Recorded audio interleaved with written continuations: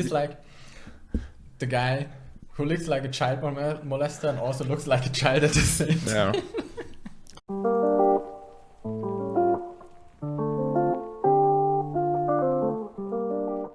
Moin and welcome to the 8 Mode podcast. I'm Al Bundy. This is my good friend Jefferson Darcy. And today we are talking about extremely wicked, shockingly evil and vile. Servus. A single mother believes she's found the man of her dreams, but their seemingly perfect life is turned upside down when he's arrested on suspected kidnapping charges and linked to multiple murders. Adamant that he's being framed, he defends himself in America's first national televised trial while he struggles to come to terms with the truth. It's a 2019 biographical crime drama film directed by Joe Berlinger, known for his great documentaries, and starring Zac Efron, Lily Collins, Kaya Scodelario, Harley Joel Osment, Jim Parsons, John Malkovich, and James Hetfield. Yep. The film is based on Ted Bundy's former girlfriend Elizabeth Kendall's memoir, The Phantom Prince: My Life with Ted Bundy. And it's available on Netflix. And fun fact, and also available on Netflix is are the Conversation with the Killer, the Ted Bundy tapes, a small documentary. Very interesting, extremely good. Have you seen it? No. No? But I know that the film is a true story. No shit, Sherlock. Okay. First of all, you recommended me this movie. Yep. Because of Zac Efron's amazing performance, I have to say. I was really, really impressed. It was beautiful. Yeah, first you were like, dude, you gotta watch it. It's good. And I was like, yeah, Zac Efron and da-da-da-da. But everyone has their redemption arc, I guess. It was the same with me. I was watching Baywatch on television, and for the second time, and I noticed in some scenes that this Zac Efron guy, hey, he's not playing bad. Yeah. He's actually playing good.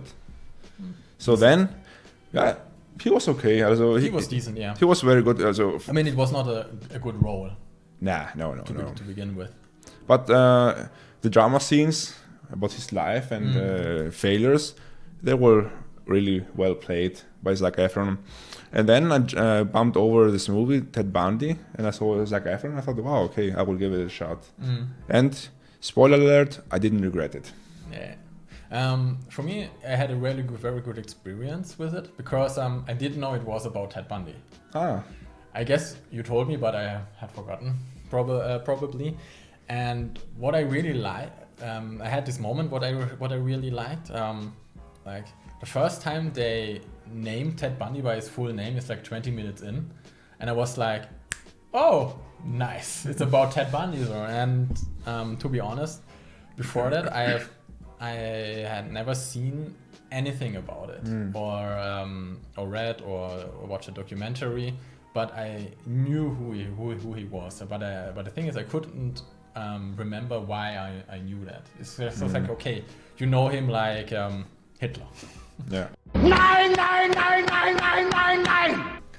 First of all, the movie is like really well done. It's the visuals, I think, are outstanding. Zac Efron's performance is spot on, and it was also a very entertaining movie because what I liked about is that it didn't focus so much on the violence and the killing. So it was really it was on purpose. Yeah.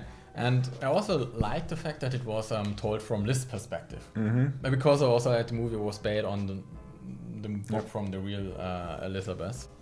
It was like really well done, and throughout the movie, I have to say, I liked Ted Bundy. How he was really, how charming he was. He was a really relatable guy.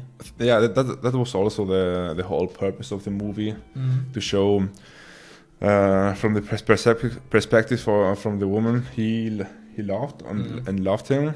So this is also the most majestic thing about the movie, because it had this also effect on me.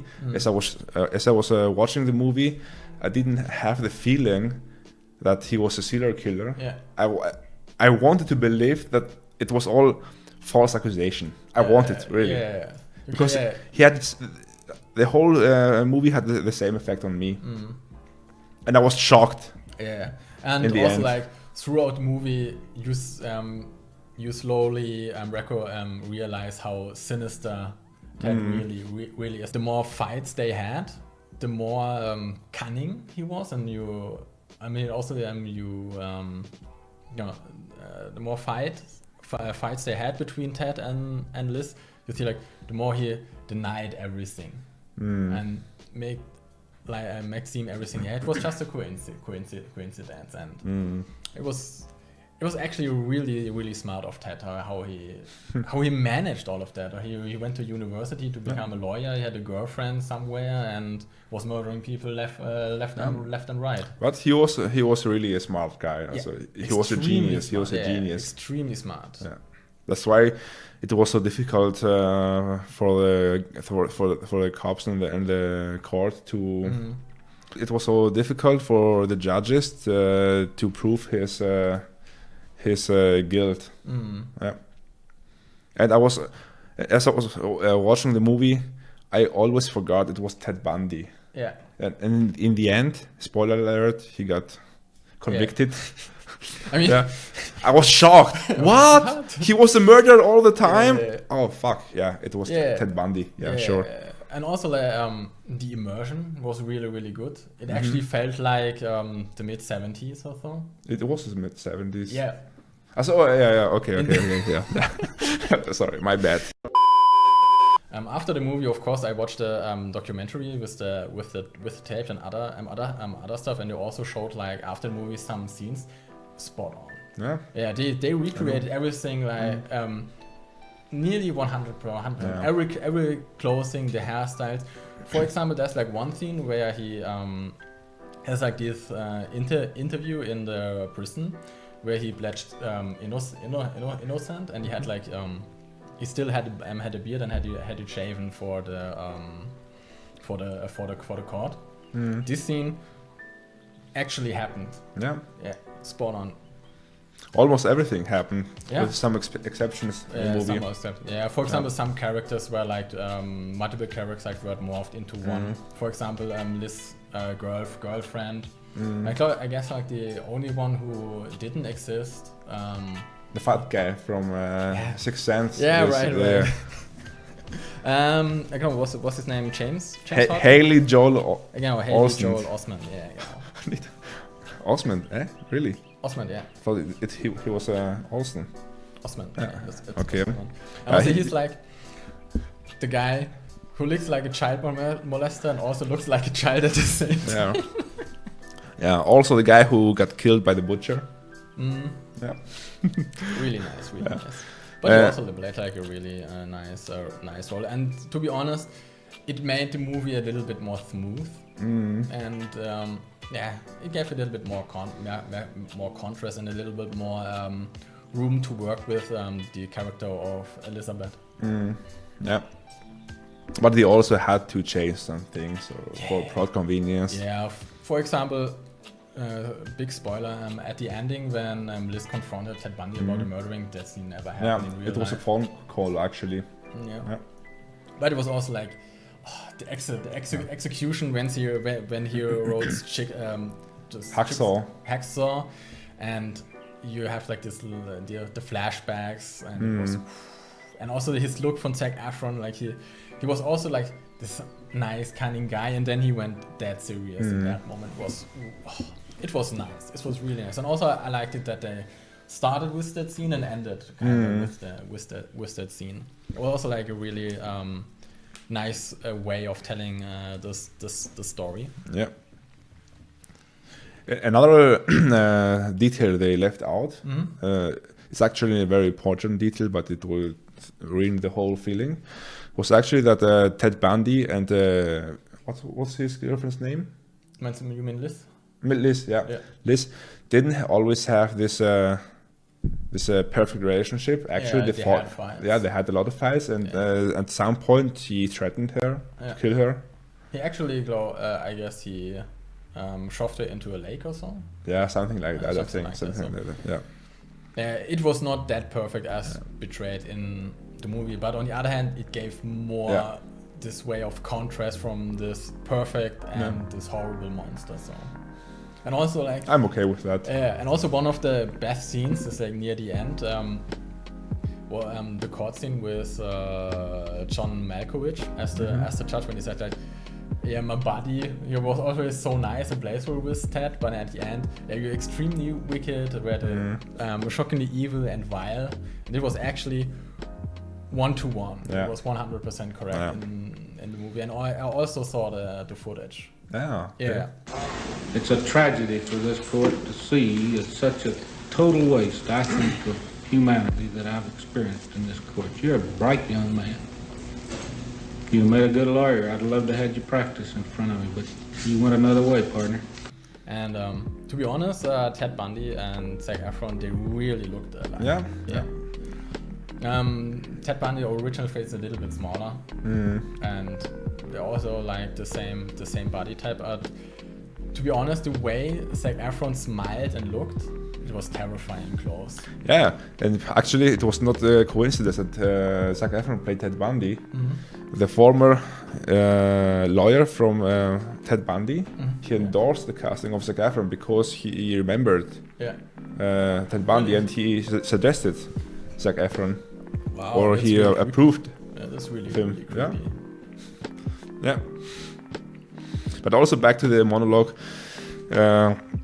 In the short from John Malkovich, it was a great speech, I think, because I like the contrast. On the one hand, he condemns him as a criminal. On the other hand, he shows deep respect for his mind and his skills as a lawyer. Yeah, it was perfect. It was perfect contrast. As he said, you would have been when you said you would have been a great lawyer, and I would love to have you in my court and practice. Great words. And it was like.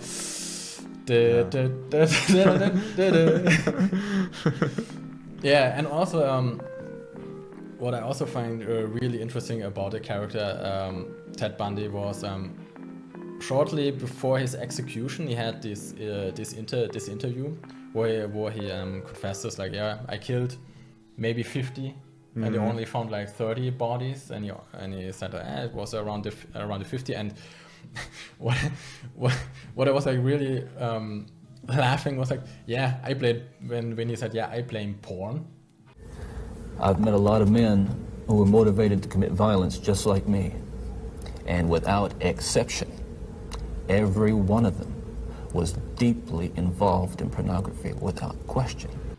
Pornography, because he started watching porn really early on in his early teens. It was his rush to need more and more. I was like, dude, it's like because I guess because of this documentary, they are trying to blame porn for every murder. Like, video games cause violence. And I scroll down to the section, you see this. We should ban pornography and everything. It was like, oh, really? You fucking idiots. Yeah. Imagine he would have blamed the video games. Back then it was only like Pong. More and more people say the level of violence on video games is really shaping young people's thoughts. It was not a blockbuster, but it was a simple movie, you know. Many people mistake this, I think, that just because there are big names doesn't mean that they cost much. For example, sometimes they want to be in movies. I don't think, for example, that Zac Efron is such an expensive actor. Although he's very well known, or John Malkovich, has been many years in the film industry, but he's also not a expensive actor. I mean, they do it because they love acting. Because they like movies. I think they don't see a reason to raise the cash unnecessary. Like many others do. Money is not everything, and also it's. To be honest, I'm really excited what is going to happen to Zac Efron. Yeah, I'm really. There's a bright future, I think. I think this is like.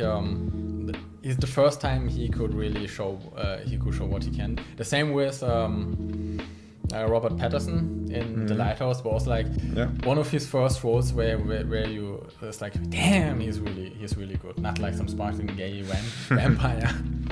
I mean, Zac Efron is most of the time portrayed as this Disney Channel, right, as this Disney-like character who only looks good but cannot act. But or dumb comedies.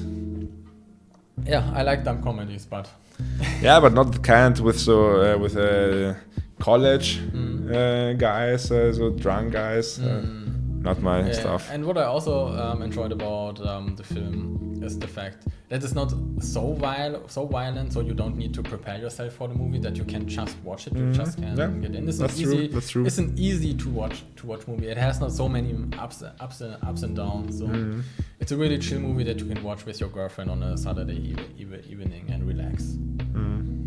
Yeah, that's true. So, how would you rate this? A pure 9 out of 10. 9 out of 10, so high. I would more like between 7 and 8. Really? More like 10 and more to an 8. Ah, okay.